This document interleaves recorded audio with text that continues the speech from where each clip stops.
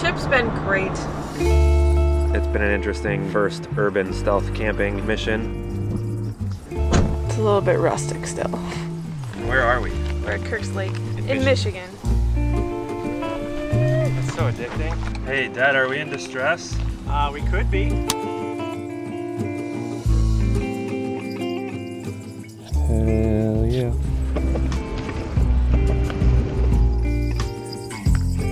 It's been a pretty fun adventure.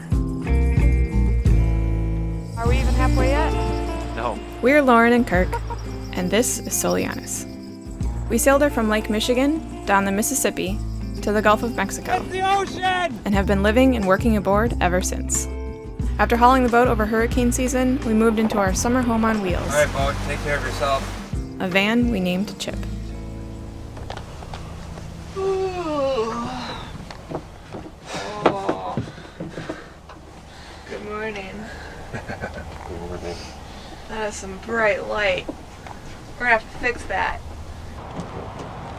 See a few. We spent our first night in the van last night. It's a little bit rustic still.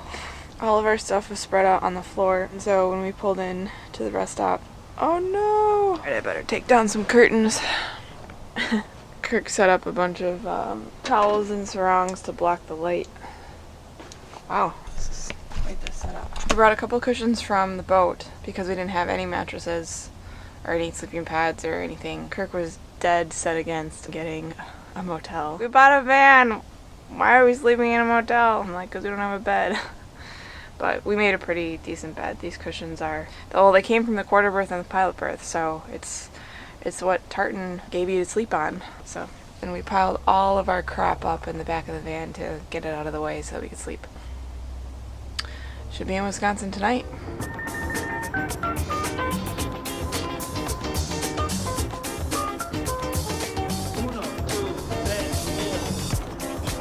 Where are we?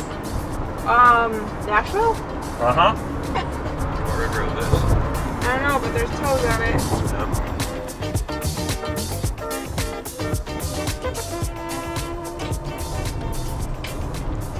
Where are we? Terre Haute, Indiana. Small town America. Okay. How do you feel 2/3 of the way through your first overnight passage in Chip? I see that you're eating some ginger snap candy. Yeah. Are you road sick right now? No, definitely not. I just never thought about eating the ginger candies when I was feeling sick on the boat. So now I'm eating them while I'm not sick on the road. I don't know, I don't really get sick in the car unless we're driving super windy roads and I'm a passenger and I'm reading my book or a phone or something like that. Chip's been great. Chip is exactly what we needed, I think. We're both really happy we got the short van so that we can park in a normal parking spot. And Kirk's super stoked that he can stand up and there's, what, 4 inches of room above your head still? I think it's going to be pretty freaking awesome. I mean, this is like a serious passage we're making here. Yeah, I guess it is. What was it, 1,300 miles? Yeah. Like, Yeah. what a shakedown cruise, Yeah, huh? seriously. This wasn't no like going and parking out in the forest for a night 5 miles away. I mean, we did like a cross-country road trip here. Yeah, we did. And it seemed like nothing. 1,300 miles across land compared to 1,300 miles across water is... It's like 1/20th. Not even. It's like 1/50th of the effort. You get to stop wherever you want, get snacks, fuel. Snacks. You don't have to worry about being self-sufficient because there's literally everything you need pretty much like every 10 miles. Anyway. Dope. Yeah. Current state of Chip. Giant mess. I can make it look like we're on a boat. Just kidding, we're not on a boat. What do you think about Chip? I think Chip is freaking sweet. I'm super excited. I like everything about Chip except for the fuel mileage. Yeah. We've averaged 17.9 on this trip. We're not commuting in it. Yeah, we're not driving it every day, but I like all the cup holders, all of the places to put our bottles. Like So many cup holders. like the perfect spot for an algae and the perfect spot for Lauren's favorite cup. You've got Perfect spot for phones, right there, for directions.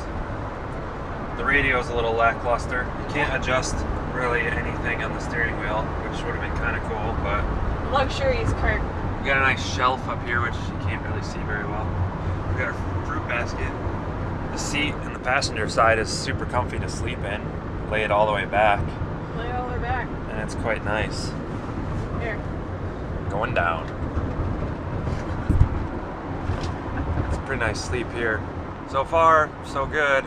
Now I just need to build him out, make him a home. Or make him a house. I guess he's already home. All right. Let's update from the road, number 1. Ain't that a hole in the boat? We were in a bit of a rush to leave the boatyard to make it up to Wisconsin to my parents' house, which they had just sold. I spent a couple days going through a closet full of my childhood things that I hadn't seen in 20 years and helped my mom pack up the last boxes for the moving truck. We were off again to visit Kirk's family in Michigan. We're going windsurfing. I grew up next to an inland lake, so when we visit my family, we like to hang out on the lake as much as possible. This is my dad's windsurfer. It's an early 80s relic, but it still does the trick.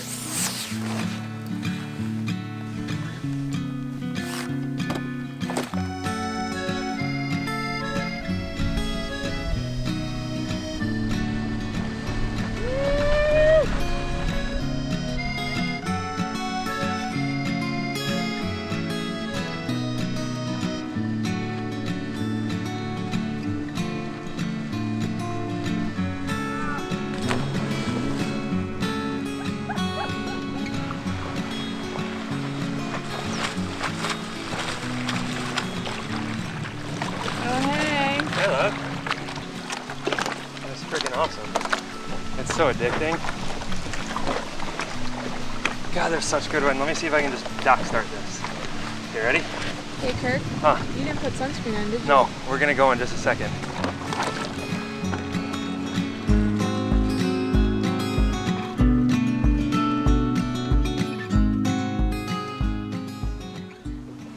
We're gonna fire off our expired flares. The directions are a little bit long and detailed. We want to try them out so we know how to use them when we are actually in an emergency.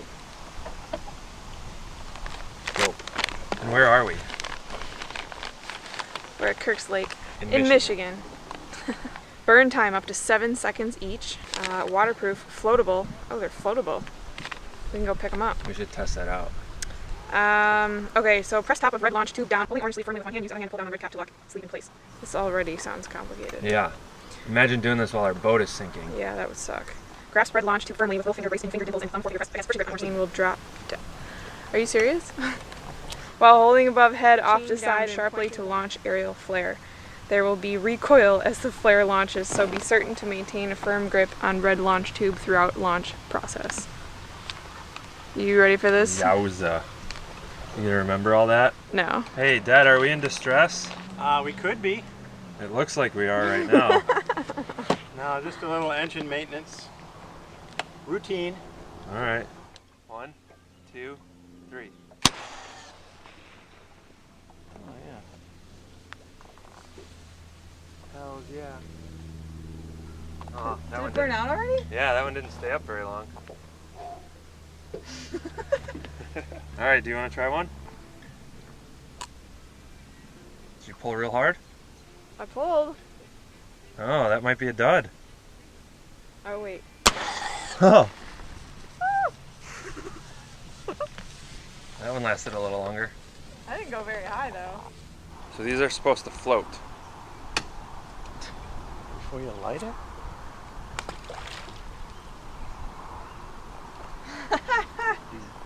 It floats. Nice. Happy we don't want to have any Ever issues. use flares, hopefully ever.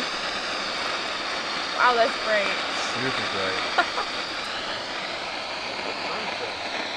Yeah, it's brighter than the sunset. Fish are getting a show too. Are they down there? Are the fish down there? Yeah. I think so. I don't see any though. 7-year-old expired players work. A couple weeks later, we headed back to the Milwaukee area to hunt for potential rental properties. Both Kirk and I are interested in architecture and real estate and plan to continue investing in rental properties long term. We're always looking for new prospects. Since graduating college, we've probably toured over 200 different properties. Of those, we've purchased 3.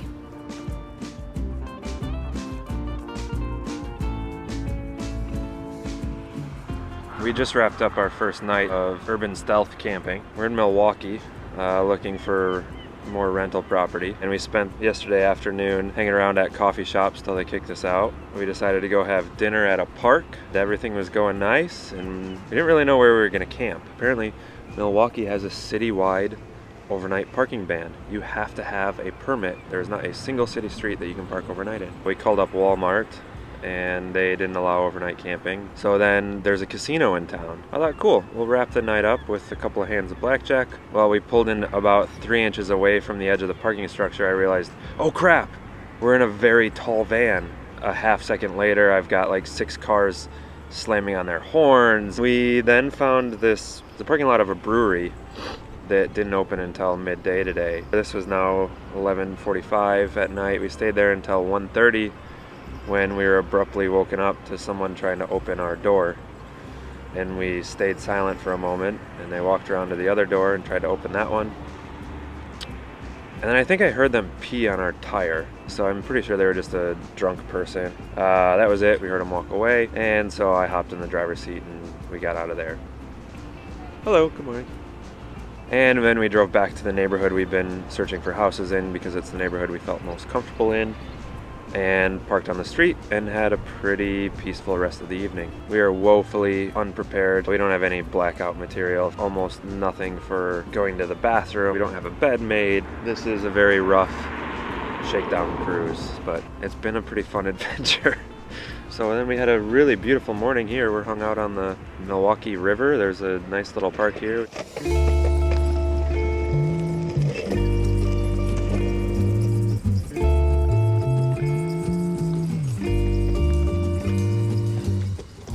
Had breakfast, and I've gotten a little bit of work done, did my first conference call, and just watched a bunch of people ride their bikes past and play with their dogs, and absolutely beautiful morning here.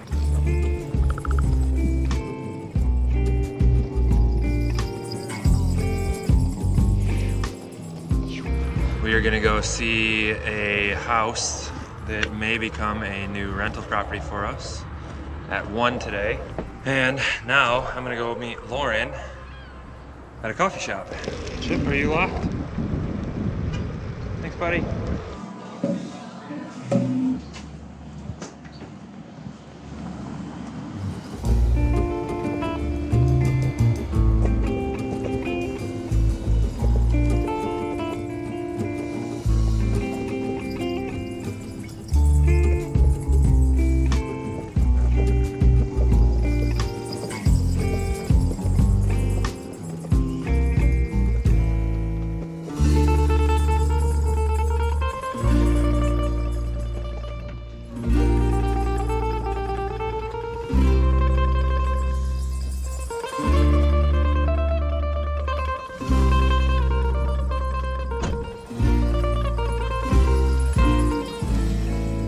Of the few properties we saw, this was our favorite.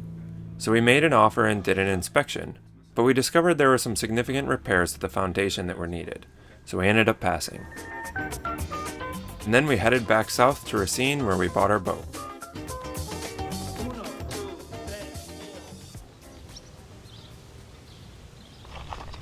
Who put the raisins in with the dates? I don't know, what kind of schmutz would do that? Yours truly. What do we have in here? We got apple, raisin, cinnamon, oatmeal. Hell yeah. It's perfect. Look at that. Oh. We hung around Racine for a couple more weeks, touring about a dozen properties.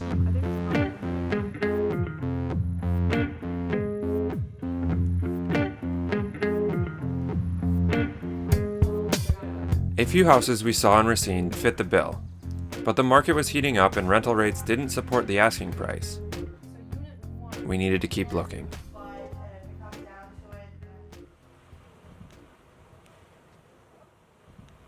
Racine was much easier for urban camping. Our daily routine was to park on a residential street overnight, and then we found a spot along the lakefront during the day. It was a perfect setup.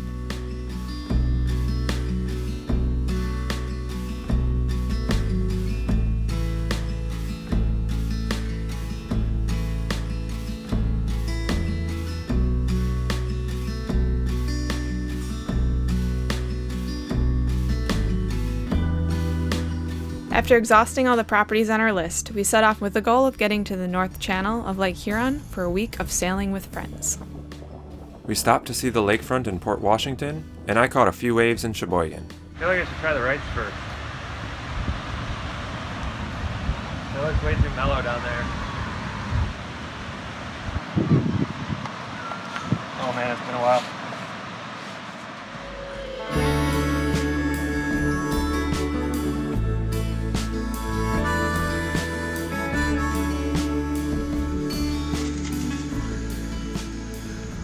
This is the current state of Chip.